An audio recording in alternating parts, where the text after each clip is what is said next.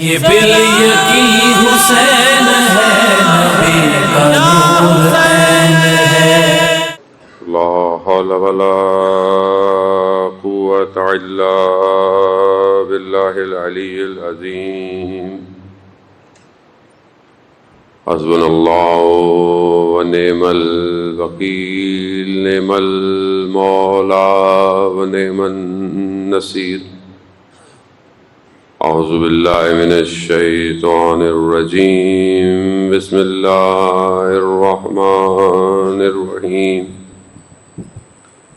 الحمد للہ الذی یؤمن الخائفین وینجی الصالحین ویجزع المستکبرین وَيُهْلِكُ مُلُوكًا وَيَسْتَخْلَفُ آخَرِينَ۔ والصلاة والسلام على رسول ثقلین، محبوب رب المشرقین والمغربین، جد الحسن والحسین، نبینا سیدنا بالقاسم محمد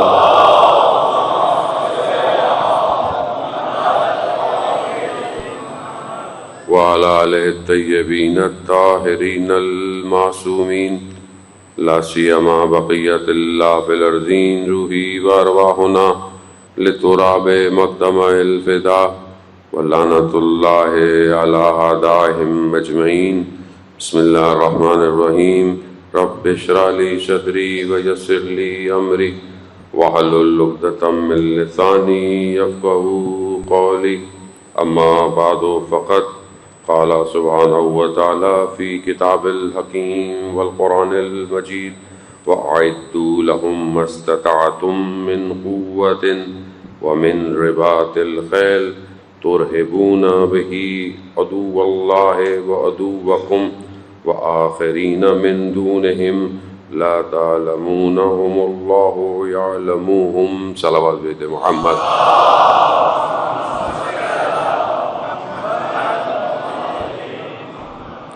عزیزان محترم، ماہ محرم الحرام چند شبوں کا مہمان رہ گیا ہے زہرا کا لال۔ ایام بہت تیزی سے عاشور کی طرف بڑھتے ہوئے کاروان میں تیاری ہو رہی ہے روزے عاشور کی۔ اپنے آپ کو امام سے متصل کرنا ہی مقصد ہے کہ آدمی ان 10 دنوں میں اپنے آپ کو تیار کرے تاکہ وہ عاشور کے دن اپنے امام کی صدا پر لبیک کہہ سکے۔ بند مطالعہ میں اس ذکر کے اندر لے کر آیا ہے، اور یہی ذکر انسان کو اس عالم سے پرواز دیتا ہے۔ عزیزان محترم، کرامت سید الشہداء ایسی ہے کہ جس کو ہم بیان کرنا قاصر ہے۔ بہت بڑے آغا جعفر شوستری آپ جانتے ہیں، بہت بڑے عالم دین تھے۔ استاد فاطمی نیا ان کے لیے بیان کرتے ہیں کہ آپ جانتے ہیں کہ ان کے پاس ایک خاص علم تھا جس کی وجہ سے وہ بہت مشہور، اور جو وہ مصائب پڑھتے تھے، حالانکہ بہت مجتہد اور اس طرح تھے، لیکن انہوں نے کبھی بھی مجلس سید الشہداء کی پڑھنا نہیں چھوڑی۔ اس کو وہ بہت اہمیت دیتے تھے، مجلس کو پڑھنے کو بہت اہمیت دیتے۔ کہتے ہیں کہ وہ بیان کرتے ہیں کہ انہوں نے خواب دیکھا، اور خواب میں روز عاشور میں اپنے آپ کو کربلا میں پایا، اور دیکھا ایک طرف خیام امام حسین ہیں اور ایک طرف خیام یزید لگے ہوئے۔ خیام امام حسین کی طرف بڑھے، داخل ہوئے تو دیکھا ایک بزرگ سی شخصیت کہ جو غالباً کہتے ہیں کہ جناب حبیب ابن مظاہر تھے، ان کو دیکھا، اور دیکھا مولا بھی بیٹھے ہوئے ہیں۔ بیٹھ گئے۔ اب آپ کرامت سید الشہداء دیکھیں، اس حالت میں ان کو یہ دکھایا گیا جو کہ غربت ہے، مشکل ہے، مگر مہمان آیا ہے، حبیب سے کہا، یہ بڑا مستند واقعہ ہے جانے، حبیب سے کہا کہ جو تھوڑا سا آٹا ہے اور روغن یعنی تیل، اس کو ملاؤ، مہمان آیا ہے. یا خواب میں اس کو بنا کر کہتے ہیں کہ ایک چمچ ٹائپ کا، یعنی اتنا ان کے دہان میں ڈالا گیا. اہل بیت بہت کریم ہے. آپ ان کی زندگی کی سیرت میں دیکھیں جس طریقے سے یہ غلاموں کی تربیت کرتے تھے، اپنے ہاتھوں سے اپنے اصحاب کو کھانے کھلاتے تھے. دسترخوان سے ان کے کبھی کوئی خالی ہاتھ نہیں گیا. دشمن بھی آیا اسے بھی خالی ہاتھ نہیں بھیجا انہوں نے. اس کرامت کو سمجھے، میں بہرحال یہیں سے آپ کو ایکسٹریکٹ کر کے کہیں اور لے کے جاؤں گا. کہتے ہیں جیسے ہی وہ میرے وجود میں وہ لقمہ گیا، مجھے ایسا لگا کہ مجھے خاص علم مل گیا ہے. علم عطا کرتے ہیں، ابھی بھی عطا کرتے ہیں. اگر آپ ان کی خدمت میں پہنچے اس عالم معنی میں، جیسے میں نے آپ کو پہلے بھی عرض کیا، صرف عالم مادہ نہیں ہے. اور یہ امام صرف عالم مادہ کے امام نہیں ہے، یہ عالم سارے عوالم میں یہ امام ہے. روز قیامت تک یہی امام آپ کو راستہ طے کرائے گا. ہر عالم میں اگر ہم آج بھی عالم معنی یعنی عالم برزخ، عالم ملکوت کے اندر اگر ہم ابھی بھی چاہیں تو یہ ہماری مہمان نوازی کرتے ہیں.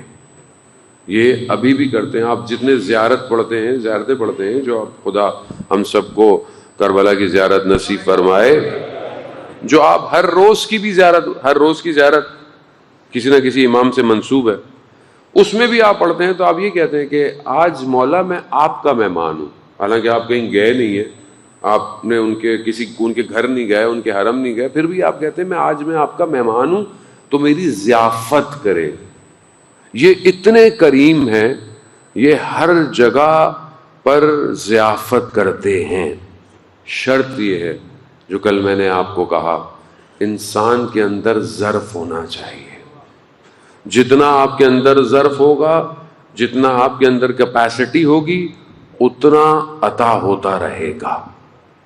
کل ہماری جو گفتگو تھی، بہرحال وہ آگے کی طرف اس کو آہستہ آہستہ بڑھاتے ہیں. جانے محترم 1-2 دن رہ گئے ہیں.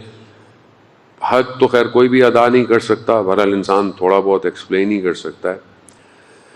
ہماری گفتگو اس بات پر چل رہی تھی کہ بہرحال جو کل کی جو آیت تھی اس کا مفہومی ترجمہ کہ زمین اور آسمان میں جو ہے یہ سب اللہ کے لشکر ہیں، اور زمین اور آسمان میں اللہ کے لشکر نے دعا آپ کی خدمت میں عرض کی کہ جو دعا ہے یہ مومن کا اسلحہ ہے. دعا تقدیر کو بدل سکتی ہے. دعا کے اندر اتنا کچھ ہے. ایک حدیث آپ کی خدمت میں اسی بات کی ایکسٹینشن کی، اور پھر میں آج کی آیت کو آپ کے سامنے ایلوبریٹ کروں گا. میں کتاب اس لیے لے کر آیا، کچھ لوگوں کو گمان ہونے لگا، مجھے میسج کر رہے تھے کہ مولانا ماشاءاللہ کیا آپ کی ریسرچ ہے، کیا آپ کی گرپ ہے. میری کوئی ریسرچ گرپ نہیں ہے. یہ حجت الاسلام و مسلمین آغا محمد آبدینی کی کتاب ہے، اسی سے ہی میں آپ کی خدمت میں پیش کرتا ہوں. میں تو بس ٹرانسلیٹر ہوں، محنت تو کسی اور نے کی ہوئی ہے. تمام علماء حقہ کی سلامتی کے لیے بلندر صلوات.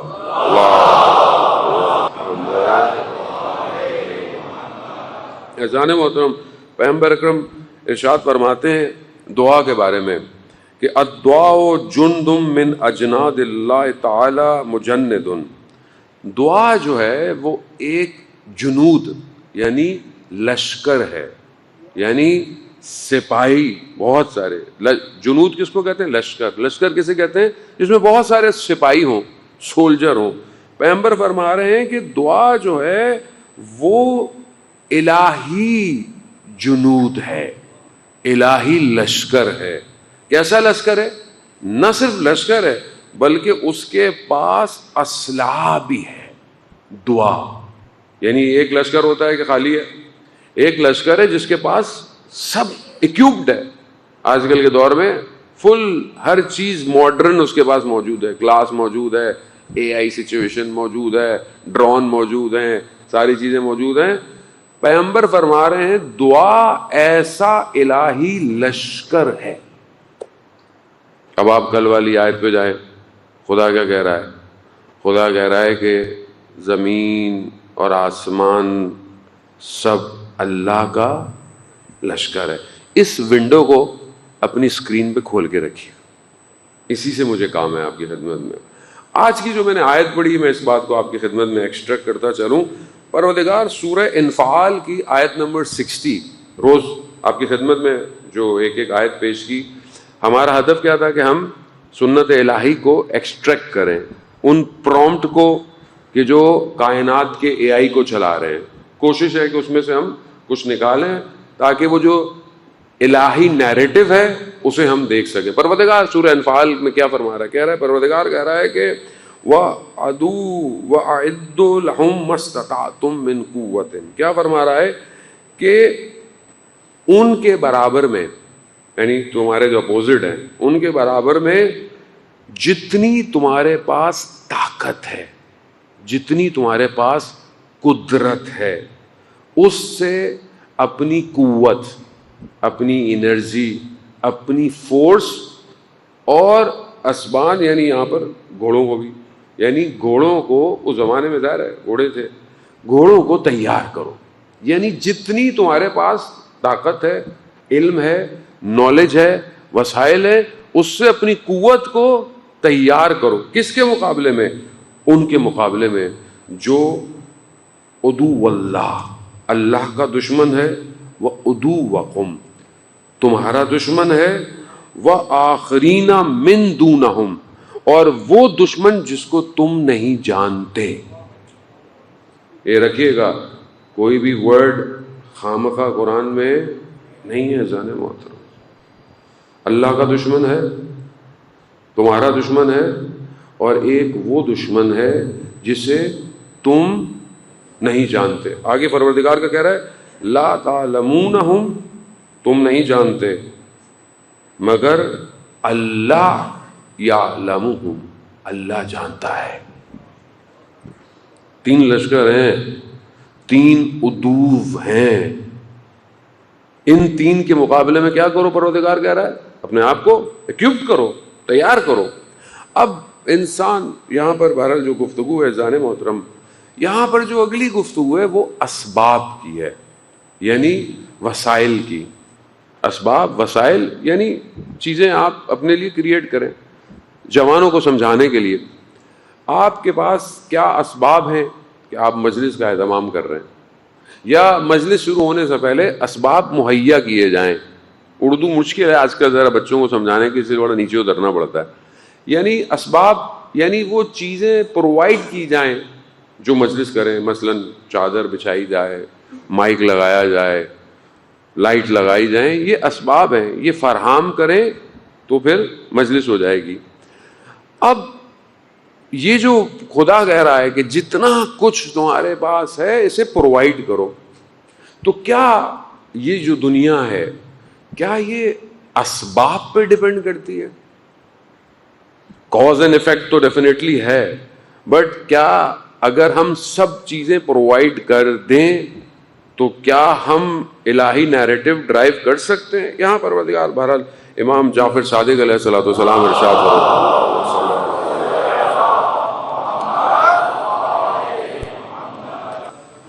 خداوند نے جو ہے وہ, یہ اصول کافی کی حدیث ہے جان محترم اسباب کے اوپر, کہ پروردگار نے ان اسباب سے امتناع کیا ہے, یعنی اس پر ڈپینڈنسی نہیں ہے, مگر یہ کہ چیزوں کو اسباب کے ذریعے کریٹ کیا ہے. یہ 2 چیزیں ہیں, الہی نیریٹو, شیطانی اور دنیاوی نیریٹو آپ کے سامنے ہے. دنیا اسباب پہ ڈیپینڈ کرتی ہے, ریزننگ پہ اعتماد کرتی ہے, ٹرسٹ کرتی ہے. یہ لوکیشن ہے, یہ سب کچھ ہے. بلکہ اور سادی سی مثال, یہ میڈیسن ہے, یہ آپ نے کھانی ہے اور آپ ٹھیک ہو جائیں گے. انسان میڈیسن کھاتا ہے, اس پہ عمل کرتا ہے. کوئی یہ کہہ سکتا ہے کہ ساری میڈیسن کھانے کے بعد وہ ٹھیک ہو سکتا ہے؟ مگر سائنس یہ کہتی ہے.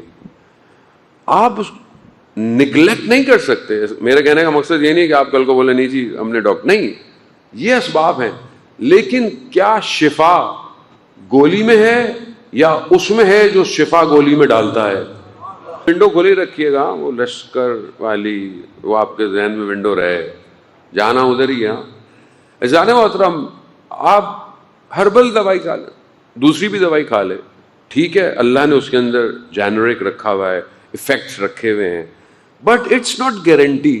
لیکن دنیا کا قانون اسی پہ ڈیپینڈ کرتا ہے، ورزش کرو، فلانا کرو، فٹ رہو۔ ابھی بہت سارے لوگ کہتے ہیں نہیں واک نہیں کرنی چاہیے، کوئی کہہ رہا ہے یہ نہیں کرنی چاہیے۔ آپ دیکھیں کتنا تضاد ہے چیزوں کے اندر۔ ایک تو ہر کوئی مجتہد ہے یہاں پہ، آج کل جب سے سوشل میڈیا آیا ہے ہر چیز کا ہر کوئی مجتہد ہے۔ یعنی ہمارے ہاں اگر کوئی چیز آپ کو پوچھنی ہو کسی سے بھی نا، اس کا کوئی کام بھی نہیں ہوگا، وہ آپ کو گھر تک چھوڑ کے آئے گا اس معاملے میں۔ تو یہ بڑا پرابلم ہے کہ بھائی میری ایکسپرٹیز نہیں ہے، میں نہیں بتاؤں۔ یہ سوشل ایشو ہے نا، مطلب دس از پرابلم، یہ سوسائٹی کا پرابلم ہے کہ اگر جو میری ایکسپرٹیز نہیں ہے میں اس کو نہ بتاؤں، لیکن میں ہر چیز کا ایکسپرٹ ہوں۔ ابھی آپ بول دیں مولانا، ابھی میں یہاں بیٹھا ہوا بول دوں میرے درد ہے میرے، ابھی سب مجھے فارمولے دینا شروع کر دیں گے، یہ کھائیں مولانا، یہ کھائیں مولانا، یہ کھائیں، بس بریکٹ کلوز۔ اذان محترم، دنیا اسی پہ ڈیپینڈ کرتی ہے، ویسٹرن آئیڈیالوجی اسی پہ ڈیپینڈ کرتی ہے، ڈیٹا یہی دیا گیا، یوں کر لو، ان ملکوں میں بیسز بنا لو، یہ ہوا یوں کر لو، یہ کر لو، یہ انفارمیشن ہے، دنیا نے اسی پہ ڈیپینڈ کیا۔ میں پھر اس کو اور آخر میں آپ کی ونڈو انشاءاللہ کھولوں گا۔ دنیا اسی پہ ڈیپینڈ کرتی ہے، خدا منع نہیں کرتا، خدا کہتا ہے اسباب ہیں، مگر مومن یا الہی نیریٹو اسباب پر ڈیپینڈ نہیں کرتا۔ آئے میں قرآن سے آپ کو ایک اور آگے کی طرف بڑھتے ہوئے قرآن سے استفادہ کریں۔ قرآن نور ہے، وہی ہمارے وجود میں آگے بڑھ سکتا ہے۔ پروردگار سورہ مائدہ آیت نمبر 64 میں کیا بیان کر رہا ہے؟ بیان کر رہا ہے وقالت الیہود ید اللہ مغلولۃ غلت ایدہم ولوعنوا بما قالوا بل یداہ مبسوطتان ینفق کیف یشاء۔ یہود کہہ رہے ہیں کہ اللہ کے ہاتھ بندھے ہوئے ہیں، اور جس کے ہاتھ بندھے ہوئے ہوں وہ کیا کرے گا؟ اور کیفر گفتار، اور خدا کہہ رہا ہے کہ ان کی باتوں پر، یہ باطل باتیں ہیں، خدا ان کی باتوں پر جو ہے وہ لعنت بھیج رہا ہے، اور کہہ رہا ہے کہ اللہ کے ہاتھ میں ارادہ ہے، قدرت ہے جو ہمیشہ کھلی ہوئی ہے۔ دشمن کیا کہہ رہا ہے؟ ہمارے ہاں بھی تو ہے نا بہت سارے فرقے، خدا بنا کے سو گیا، خدا بنا کے سو گیا، دنیا ایسی چل رہی ہے۔ دشمن کہہ رہا ہے کہ نہیں، جو قرآن اللہ تعالیٰ ان کے نیریٹو کو بیان کر رہا ہے، ان کی توحید کیا ہے کہ اللہ کے ہاتھ بندھے ہوئے، اللہ کچھ نہیں کر سکتا۔ خدا کہہ رہا ہے کہ اللہ کے دست قدرت ہی میں سب کچھ ہے، یہ سب اسی کا ہے، قدرت ہے۔ اس کو ہی سمجھنا ہے جانے محترم۔ اب ہم اپنی ظاہری زندگی میں دیکھیں، ہم آج کے دور میں جو کرنٹ انسان پی آر پہ بہت ڈیپینڈ کرتا ہے، پرسنل ریلیشن شپ، تعلقات۔ آپ شہر تو کراچی شہر تو خیر بہت بڑا ہے، آپ کسی چھوٹے ٹاؤن میں چلے جائیں، اگر کسی کے تعلقات کسی پولیس والے سے ہیں نا، وہ اپنے آپ کو سمجھتا ہے بھائی بس تھانے میں میرے تعلقات ہیں، بس میرا کام۔ تھوڑا اور اوپر جائیں، کہتا ہے میرے اے سی سے تعلق ہے، اسسٹنٹ کمشنر، وہ اور ڈی سی سے میرے تعلق، ڈی سی بادشاہ ہوتا ہے چھوٹے علاقوں میں، چھوٹے ٹاؤن میں چلے جائیں آپ، بڑے شہروں کے علاوہ، البتہ یہاں پہ بھی بادشاہ ہی ہوتے ہیں، ڈی سی خیر ایسی کوئی بات نہیں ہے، وہ بادشاہ ہوتا ہے، میرے ڈی سی صاحب سے تعلقات، اور اوپر میرے کمشنر سے تعلقات، اور اوپر میرے کور کمانڈر سے تعلقات۔ انسان تعلقات پہ بھروسہ کر رہا ہے، تعلقات، جتنے تعلقات اتنا چوڑا ہو کے وہ سوسائٹی میں گھوم رہا ہے۔ بری بات نہیں ہے، اٹس گڈ، پی آر ہونی چاہیے۔ خدا اسی کو توڑ رہا ہے۔ دنیا کے اسباب ٹھیک ہے ہوں، مگر اس پر تمہیں اعتماد نہیں ہونا چاہیے۔ آپ اپنی زندگی میں ٹرائی کر لیں، انسان کے اتنے تعلقات ہوتے ہیں، بعض اوقات کوئی بھی کام نہیں آتا۔ کام کون آتا ہے؟ خدا بھی دیکھتا ہے کہ جب یہ دیوار پہ لگے گا اور اس کو پتہ چل جائے گا کہ اب اس کے سارے دنیا کے دروازے بند ہو گئے تو میں اس کے لیے دروازوں کو کھولوں گا. اللہم صلی علی محمد. دنیا ظاہر پر ہے جانا, دنیا ظاہر میں بسی ہوئی ہے. ظاہر میں میرے پاس فلانا ہو, میرے پاس یہ چیز ہو, میں بریکٹ میں بہرحال ادب احترام سے فیملیز بھی مجھے بولتی ہیں مولانا صاحب ان موضوعات سارے موضوع ڈسکس نہیں ہو پاتے ہیں, اور کچھ ظاہر ہے ایام ازا کا تقدس اور احترام بھی ہے. ایسی بات مثلا ہمارے جوان شادیاں نہیں کرتے, یہ ہو جائے یہ لے لوں, یہ لے لوں, یہ بنا لوں, وہ بنا لوں. کس کو کیا پتا کون زندہ رہے گا یا نہیں رہے گا. اسی ہائپ میں بہرحال جو شرعی چیز ہے مناسب ہے اس کو انسان کو خدا کی بارگاہ میں توکل علی اللہ, یعنی خدا کے بجائے آپ وسائل پہ توکل کر رہے ہیں. اچھا آج وسائل ہیں کل نہ ہو, بہترین سی زندگی ہو اور حادثہ ہو جائے خدا نہ خواستہ, کس پہ توکل کر؟ خدا مومن کو یہ بتا رہا ہے کہ یہ سب ضروری ہے مگر ادھر توحید, اگر یہ نہیں ہے کچھ بھی نہیں ہے. انسان تو اتنا ضعیف ہے کہ سوئے تو اگر روح اس کے بدن میں واپس نہ آئے اٹھ بھی نہیں سکتا, نہیں اٹھ سکتا, اتنا ضعیف ہے انسان, کچھ نہیں کر سکتا. آپ کے سامنے علامہ طباطبائی رضوان اللہ تعالی علیہ اپنی زندگی کے آخری ایام میں کتنے بڑے مفسر, کتنے بڑے فلاسفر, یادداشت بھولنا شروع ہو گئے. وہاں کہتے ہیں کہ سب خدا خدا ہے. تو یہ جو ظاہری زندگی ہے اس پہ انسان تفاخر نہ کرے, فخر نہ کرے, میرے پاس ہے, میرے پاس وہ ہے. اچھی بات ہے, اللہ آپ کو دیا, آپ اس کو اچھی زندگی گزاریں, اچھا اس کو اسپینڈ کریں, اللہ کی راہ میں دیں, بہت اچھا ہے. لیکن اس پر یہ نہ کریں ایسے. خاص طور پہ بہرحال میں خود اب شرمندہ ہوں, میں آپ سے کیا بولوں, تجملاتی زندگی, پروٹوکول جا رہے ہیں. مجھے آپ یقین کریں ذاتی طور پر بالکل نہیں اچھا لگا, بالکل نہیں اچھا لگا. جہاں ملکوں میں ہم زیادہ رہتے ہیں, جہاں ملکوں میں ہم زیادہ چلتے ہیں, آپ یقین کریں اکیلے جاتے ہیں, اکیلے آتے ہیں, کسی پہ ڈپینڈنسی نہیں ہوتے. جہاز میں چڑھ گئے, جہاز میں اتر گئے, ٹرین میں بیٹھ گئے, ٹرین سے اتر گئے, مجلس پڑی, واپس ٹرین میں, واپس کوئی پروٹوکول نہیں. یہ ہمارے ملک کے مسائل ایسے ہو گئے ہیں کہ دنیا اس میں لگ گئی ہے. میں اپنے اساتید کو دیکھتا ہوں, اتنی بڑی بڑی شخصیات, علمی شخصیات, روحانی شخصیات, سادی زندگی, نارمل زندگی, ہم پھنسے ہوئے ہیں ان ساری چیزوں میں. کیوں؟ کیونکہ ہم ان پہ ڈپینڈ ہیں. جتنا بڑی مولانا صاحب کی گاڑی ہوگی, جتنے آگے پیچھے ملٹی پلائی ہوئے کارز ہوں گی, اتنا بڑا تجملات ہے. پیغمبر ایسے تھے کہ جب اصحاب میں بیٹھتے تھے تو دوسرا شخص آ کے ڈھونڈتا تھا پیغمبر کہاں بیٹھے ہوئے. یقیناً فرق ہے زمانے کا, میں اس میں ڈینائی نہیں کرتا. سیکیورٹی امپورٹنٹ ہے, ساری چیزیں امپورٹنٹ ہیں, میں اس کا ڈینائی نہیں کرتا. مگر یہ اسباب نہیں ہے, یہ وہ نہیں ہے جو آپ کی قیمت کو طے کرے. لوہا آپ کی قیمت کو طے نہیں کر سکتا. ہم تو یہ دیکھتے ہیں نا, جتنی اچھی گاڑی, بڑی گاڑی, ٹھیک ہے اللہ دے آپ اچھی گاڑی میں گھومیں, بہترین کریں, بٹ کبھی اپنی قیمت کو لوہے کے ساتھ تجزیہ نہ کریں. آپ اشرف المخلوقات ہیں, کائنات کو تسخیر کر سکتے ہیں. وہ جو ونڈو میں نے آپ کی کھولائی, وہ جو لشکر ہے, وہ جو لشکر ہے, خدا کیا کہہ رہا ہے, زمین اور آسمان جنود الہی ہے. پیغمبر نے کیا کہا, دعا جنود الہی ہے, لشکر الہی ہے. سورہ انفال میں پروردگار کیا کہہ رہا ہے, اپنی قوت, اپنی طاقت لگا لو وسائل میں, طاقت لگا لو, لیکن ڈپینڈ نہیں کرنا. کیوں؟ کیونکہ ان طاقت کو جو جنود لے کے جائے گا وہ دعا ہے, دعا ہے. کیوں کہا گیا جنگ میں دعائے جوشن کبیر پڑھو؟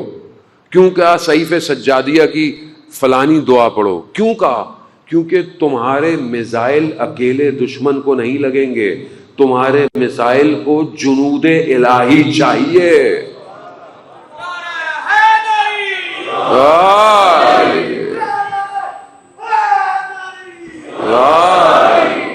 وہ جنود الہی ہے، جنود لشکر تیار ہے، تیار انتظار کر رہا ہے۔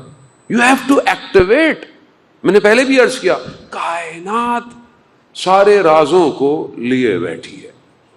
اٹس اپ ٹو یو، آپ کے پاس اے آئی کا کون سا پرومپٹ ہے، آپ نے وہ ڈال لیا، کائنات ایکٹیویٹ ہو جائے گی۔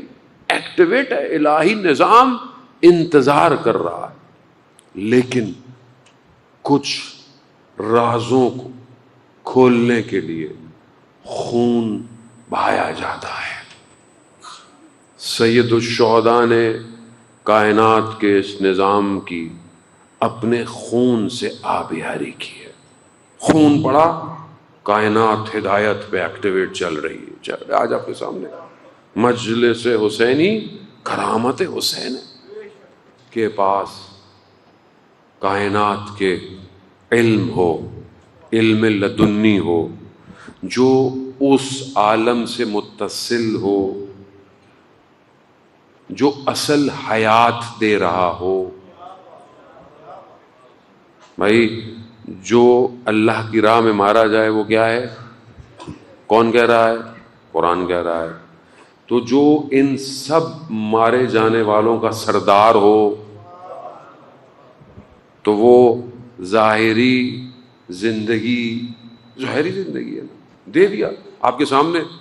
کیا بنایا انہوں نے، کیا کرم ہے، کرم اپنی زندگی میں اس کو ریسیو کرے اپنے آپ کو اس لیول پہ لے کے جانا پڑتا ہے کہ انسان اس کو ریسیو کرے۔ یہ جنود الہی ہے، یو ہیو ٹو ایکٹیویٹ۔ کل بھی میں نے آپ کی خدمت میں جو ایک آدھ حدیث بیان کی کہ دعا انسان کی تقدیر کو بدل سکتی ہے۔ تقدیر سے اوپر قضا ہے، وقت نہیں ہے قضا و قدر، یقیناً آپ پڑھے لکھے لوگ ہیں، آپ ساری باتوں کو جانتے ہیں۔ قضا جو ہے وہ قدر سے اوپر ہے۔ دعا قضا کو بھی تبدیل کر دیتی ہے۔ مشکل بات ہے، مجھے پتا ہے، اس کو ڈیلیور کرنا اتنا آسان نہیں ہے۔ دعا یہ ہے، اسی لیے ہمیں ان الفاظ کو پڑھنا چاہیے جو معصومین نے ہمیں عطا کیے۔ اپنی زندگی میں آپ کیلکولیٹ کریں 24 آورس، کیوں کہا جاتا ہے؟ تاکہ باتیں نماز پڑھو۔ چھوٹی چھوٹی دعائیں نا، تاکہ باتیں نماز، ظہر، فجر، مغرب، عشاء، صرف فجر کی سب سے زیادہ ہیں، باقی تو سب چھوٹی چھوٹی ہیں۔ وہ الفاظ ائمہ نے دیے ہیں۔ جب وہ لفظ آپ کی زبان پر جاری ہوں گے تو اللہ کا جنود آپ کے لیے ایکٹیویٹ ہو جائے گا۔ بہت سمپل فارمولا ہے۔ کیوں کہا دعائے توسل پڑھو؟ کیوں کہا دعائے کمیل پڑھو؟ کیوں کہا دعائے نتبہ پڑھو؟ کیوں کہا ہر روز فجر کی نماز کے بعد دعائے عہد پڑھو؟ قال امام صادق علیہ الصلوۃ والسلام، اللہم صلی علی محمد،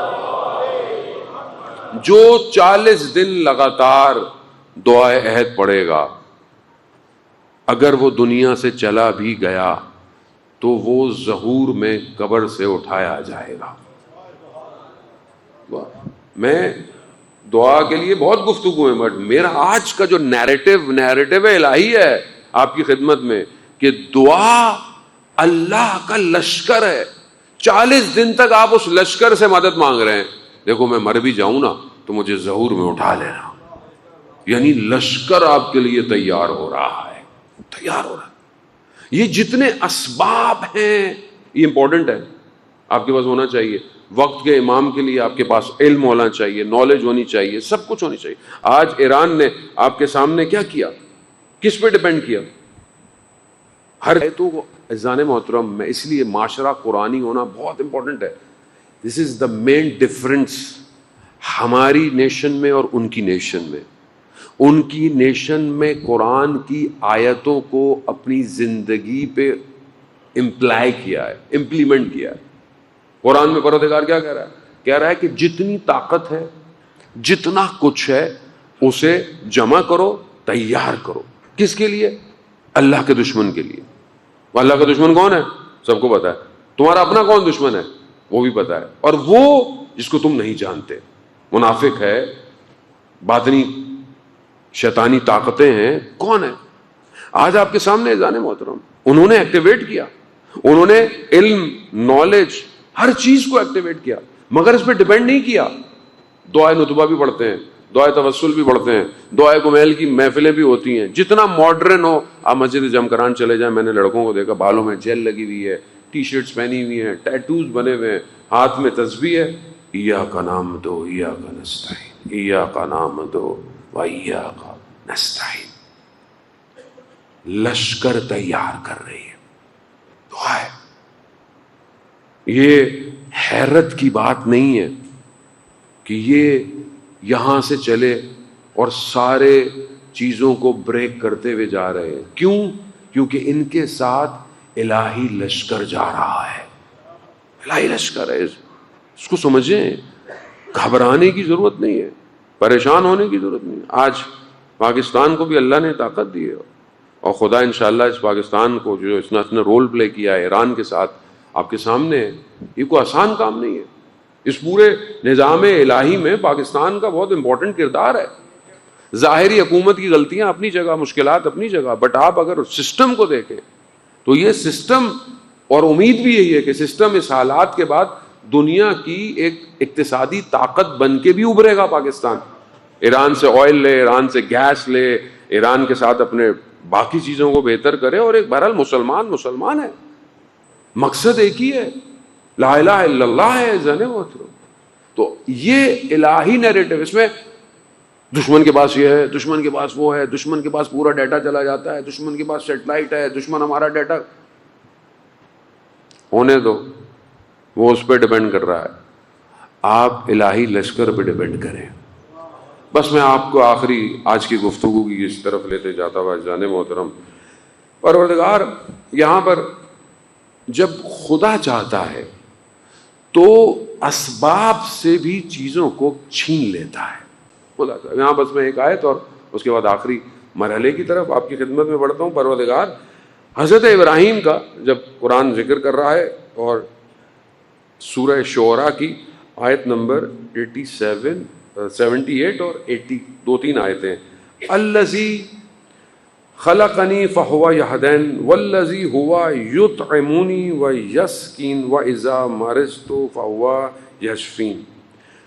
وہی جس نے مجھے پیدا کیا، حضرت ابراہیم کہہ رہے ہیں، وہ جس نے مجھے پیدا کیا اسی نے میری ہدایت کی ہے، اور وہی ہے جو مجھے غذا بھی دیتا ہے اور مجھے سیراب بھی کرتا ہے، یعنی میری غذا کو پورا بھی کرتا ہے، اور جب میں بیمار ہو جاؤں تو وہی ہے جو مجھے شفا دیتا ہے۔ حضرت ابراہیم کہہ رہے ہیں، حضرت ابراہیم کلیم اللہ ہیں، اللہ کے دوست ہیں، کیا کہہ رہے ہیں کہ سب وہی ہے، غذا بھی وہی کھلا رہا ہے، مطلب خدا ہاتھ سے کھانا کھلاتا ہے، یہ سب یہ بھی اسی کی مخلوق ہے، وہ کھلا رہا ہے۔ وہ نہ چاہے تو ہاتھ میں لرزہ آ جاتا ہے، فالج ہو جاتا ہے، کچھ نہیں کر سکتا، ذائقہ چھن جاتا ہے، بہترین کھانا کھایا وہ ہے، شفا بھی وہ دیتا ہے۔ اب آپ دیکھیں دشمن نے کیا کیا حضرت ابراہیم کے ساتھ، آگ لگائی کہ جلا دیں گے۔ خدا نے کیا کیا؟ خدا قرآن میں کیا کہہ رہا ہے؟ سورہ انبیاء کی آیت نمبر 69 کیا کہتا ہے کہ قلنا یا نار کونی بردن و سلاما علی ابراہیم۔ آگ کا کام کیا ہے؟ آگ جلائے گی نا، آگ نہ جلائے تو آگ اسباب، دشمن نے کہا کہ میں جلانے کے اسباب مہیا کرتا ہوں، جلا دے گی، خدا نے آگ سے اس کی حاکمیت چھین لی۔ کونی نارن، نار آگ، ٹھنڈی ہو جاؤ، نہ صرف ٹھنڈی ہو جاؤ بلکہ سلامتی بھی ہو جاؤ ابراہیم کے لیے۔ یا علی اللہم صلی علی محمد وعلی محمد۔ اذان محترم، بہرحال میں چاہتا تھا کہ آپ کو اور جو ہے وہ اس وادی میں سیر کراؤں، قرآن کی آیتوں کے ساتھ سیر کریں۔ قرآن زندگی میں، قرآن کے پاس سب کچھ ہے، پرومپٹ قرآن کے پاس، قرآن مع علی و علی المع القرآن، قرآن علی کے ساتھ ہے اور علی قرآن کے ساتھ ہے۔ وہ اذان محترم، بہرحال ماہ محرم ہے اور غم اور حزن ہے، دشمن کو بھی پہچانے، جس دشمن کو آپ نہیں جانتے وہ بھی ہے۔ دشمن کبھی بھی صفوں میں اتحاد نہیں ہونے دیتا، امت میں اختلاف دشمن کا حربہ ہے۔ ظاہری جنگ میں دشمن ہار چکا ہے، آپ کے سامنے امت ایک ہو گئی ہے۔ خاص طور پہ اس رمضان کی جنگ کے بعد، رہبر کی شہادت کے بعد امت ایک ہو گئی، واحد ہو گئی۔ دشمن ہار گیا آپ کے سامنے، لیکن وہ پوری کوشش کرے گا امت میں اختلاف پیدا کرے۔ آج مجلسوں میں پہلے سے کہیں زیادہ دوسرے مسالک کے لوگ بیٹھے ہوئے۔ مجلس ہماری نہیں ہے، مجلس امام حسین کی ہے۔ وہ حسین کہ جو روز عاشورہ تک ہدایت کی دعوت دیتا رہا، اس نے آنے والے سے مسلک نہیں پوچھا، اس نے نہیں پوچھا پہلے تم کیا کرتے تھے، نہیں پوچھا، امام حسین نے نہیں پوچھا۔ کتنی تم نے نمازیں پڑھی، امام نے نہیں پوچھا اس سے، امام نے دعوت دی، ظرف تھا قبول کر لیا، امام نے بولا آ جاؤ۔ ہمیں بھی مجلسوں کو ایسا ہی کرنا چاہیے، جو امام کے پیغام کو دنیا تک پہنچائے، ہدایت کا پیغام ہو، وحدت کا پیغام ہو، محبت اہل بیت کا پیغام ہو، توحید کا پیغام، اور اس کے لیے تیاری ہو جو غیبت کے پردے میں انتظار کر رہا ہے۔ امام وہی ہے، اصل وارث وہی ہے۔ رہبر شہید کی ویڈیو آپ نے دیکھی ہوگی، جو ایک جمعے میں صاحب این کشور تھوئی، یعنی اچانک سے خطبہ دیتے دیتے جمعے کا امام زمانہ سے مخاطب ہو گئے، گو ایسے جیسے امام کو دیکھ رہے۔ ابھی تک کلپ موجود ہے، اب تو اردو میں ٹرانسلیشن سے جانے محترم، جب تک رہبر زندہ تھے ہم نے نہیں پہچانا شہادت کے۔ ہم لوگ اکثر مرنے کے بعد ہی، کئی قومیں مرنے کے بعد لوگوں کو پہچانتی ہیں۔ اذان محترم کیا کہا، صاحب ان کشور توئی، صاحب انقلاب توئی، آپ ہیں، آپ مالک ہیں، ملک کے مالک آپ ہیں، اس انقلاب کے اصل مالک آپ ہیں۔ من بائن بدن ناقص، میں اس ناقص بدن کے ساتھ، یہ پرچم آپ کے لیے ہے۔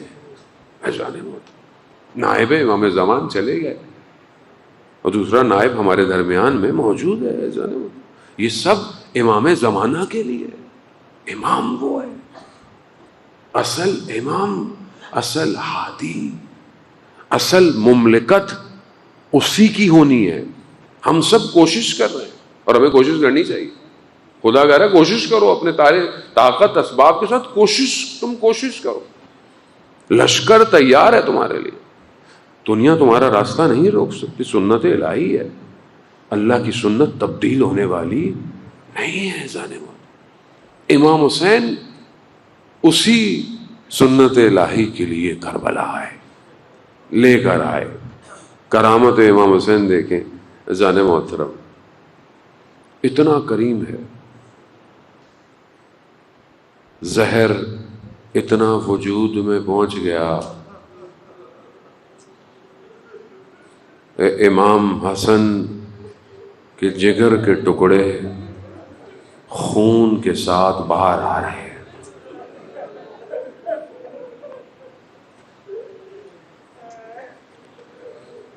سب بہن بھائیوں گھر والوں کو بلایا، سب کو کہا امام حسین کی طرف رجوع کرایا کہ اب سب امام حسین تمہارا ہے امام میرے جانے کے بعد۔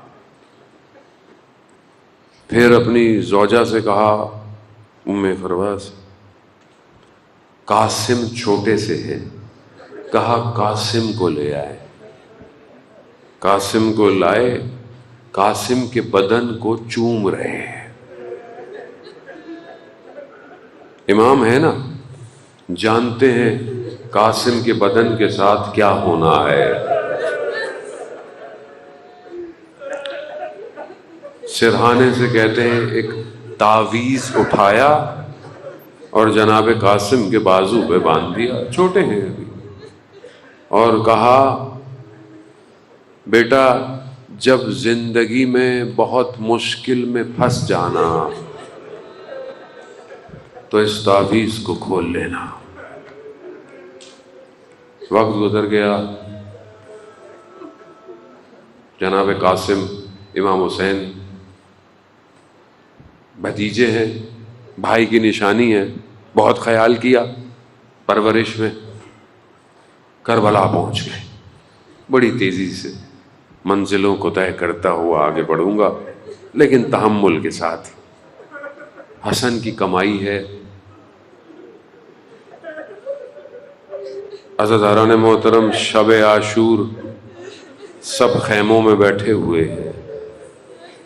امام حسین نے کہا کل تم سب مارے جاؤ گے، سب شہید ہو جاؤ گے، سب شہید ہو جاؤ گے۔ یہ بچہ پیچھے بیٹھا ہوا اچانک سے شوق میں بلند ہوا، کہا چچا ہماری بھی باری آئے گی؟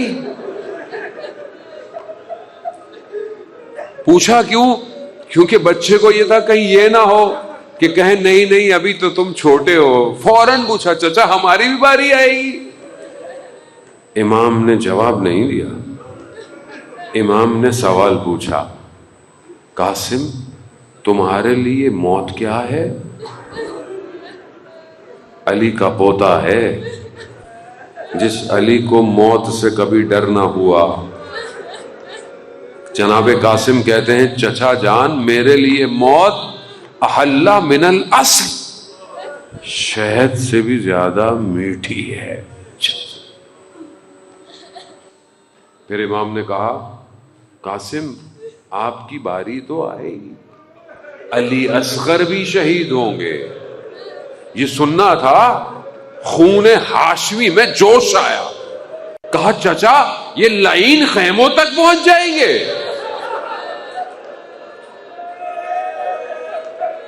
کہا نہیں قاسم، ہم خود علی اصغر کو لے کے جائیں گے۔ بس عزیزان محترم، روز عاشور آئی، چند دن ہے۔ عزیزان محترم، زندگی اتنی تیز بھاگ رہی ہے، آپ یقین کریں، نہ دن یاد رہتا ہے نہ تاریخ یاد رہتی ہے، زندگی ہے نا بھاگ رہی۔ آج مجھے اچانک سے یاد آیا 2 دن اور رہ گئے، حسین کے بدن کو بکھرنے میں بڑی تیزی سے گزر گئے دن۔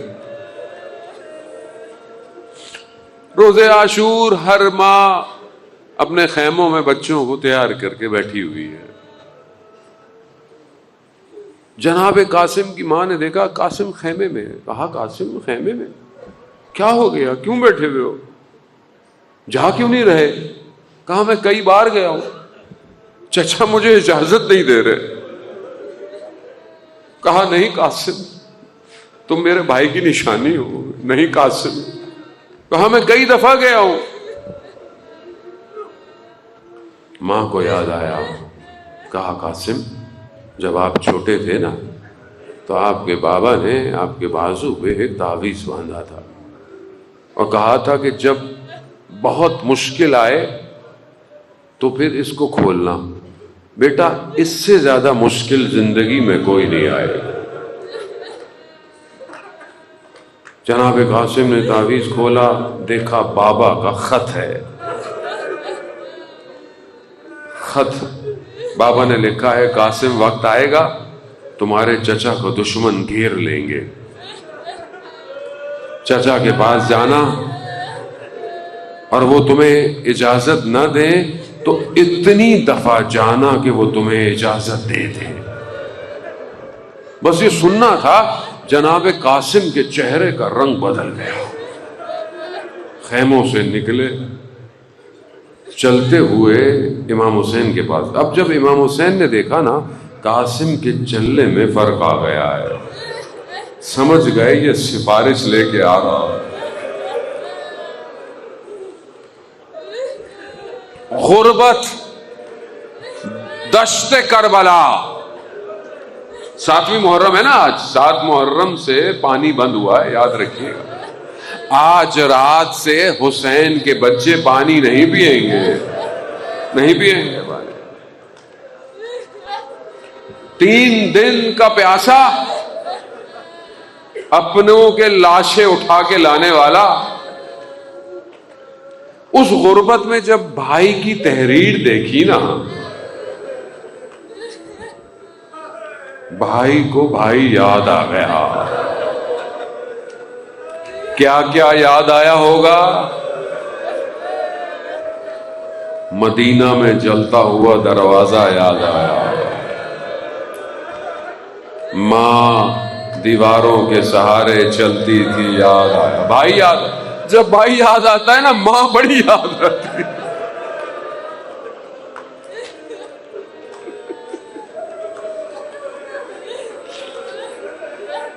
یاد آیا ہوگا رات کی تاریکی میں ماں کو دفنایا تھا،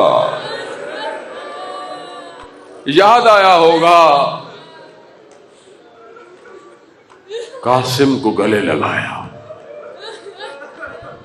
کہتے ہیں اتنا گریہ کیا، مقتل کے جملے عزیزان محترم، اتنا گریہ کیا دونوں بے ہوش ہو گئے، ہوش اٹھے، قاسم کو تیار کیا، گھوڑے پر قاسم سوار ہوا۔ مقاتل کہتے ہیں ایسے ایک جوان بچہ جیسے نور روشن ہوتا ہے، چھوٹا اتنا ہے نہ سر پہ کلا سکتی ہے نہ ذرا پہن سکتا ہے۔ گئے جناب قاسم، بس آخری مراحل ہیں، تبرکات آ گئے ہیں جناب قاسم کے عزیزان محترم، بس گئے۔